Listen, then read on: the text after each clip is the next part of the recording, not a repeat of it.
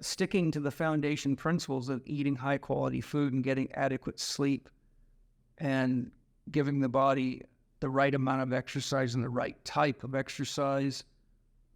are very, very important, because if you don't get the foundation right and have high quality nutrition and high quality water, that's another thing. Quality has to be investigated. I talk about that in my book, How to Eat, Move, and Be Healthy. If you don't get all the basic building blocks in place that are a requirement for health for anybody, then usually what you have is a situation where the person does not have enough vitality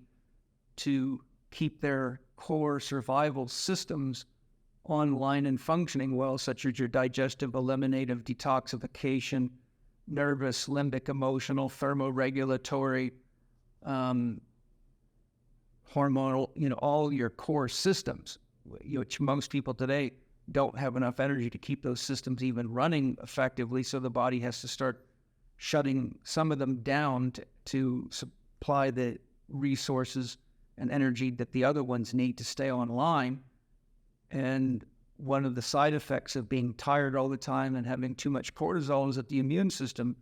gets chronically shut down due to the fact that we're in too much of a fight or flight state all the time.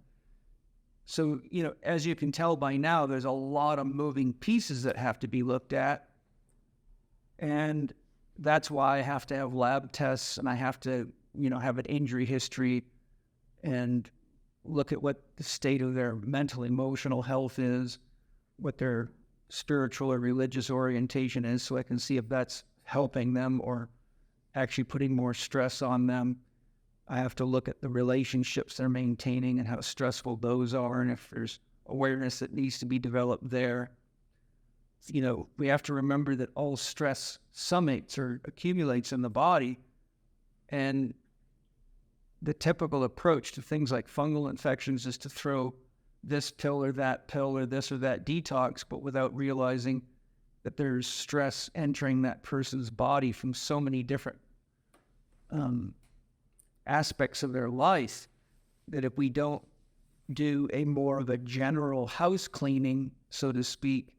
and try to lower stress anywhere we can, then you're not going to get your vitality up high enough to overcome a fungal infection. And we got to remember, funguses are at the very root system of the tree of taxonomy, which is all living things in nature, which means they're the oldest, most capable, most diverse